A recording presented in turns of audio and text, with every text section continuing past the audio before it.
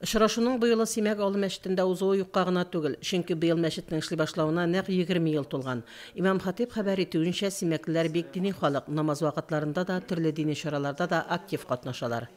Безнең бу җыелышыбыз инде тагда безнең Симәк авыл халкы өчен сөенечле вакытка туры килә. Быел инде безнең мәчетнең ачылып эшли башлауына 20 ел тулды. Әлхәмдүлилләһи, мәчетебез инде эшләп килә.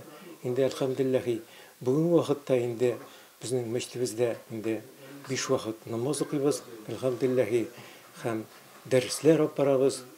Бу көнне Симәк авылы мәчетендә узган очрашуга барлык авылларның имам хатиплары һәм район мөхтәсибәте вәкилләре килде.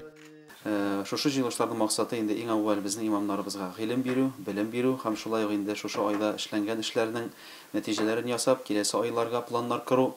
Бигрәк инде әгәрдә бәйрәм көннәренә туры килә икән, яки инде чаралар уздырыла икән, шуларны инде барлык имамнарга да җиткезергә тырышу. Очрашларның һәр кайсында авылның җирлек башлыгы, мәчетнең имам хатибы һәм абыстайлар катнаша. Симәк авылында узган очрашуда районның имам мөхтәсибе Илгиз Сөнгатуллин, авыл җирлеге башкарма комитеты җитәкчесе орынбасары Рәзилә Зарипова, имам хатиб Мансур хәзрәт Харисовлар чыгыш ясады. Җирлегебездә барлыгы 4 мәчет эшләп килә. Краснояр, Ялтабаш, Симәк, Торош авылларында. Татар халкы юкка гына киңәшле эш таркалмас димәгән. Һәр эштә киңәшләшеп, фикерләшеп эшләү бердәм уңай нәтиҗәләргә һәм уңышларга ирешергә ярдәм итә. Фәридә Гайнетдинова, Динар Нуретдинов, Мөслим телевидениесе.